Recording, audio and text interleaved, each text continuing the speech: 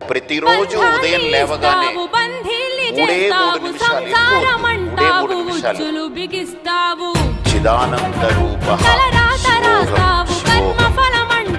నిత్య పోరాటాల శిక్షలు విధిస్తావు చిదానంద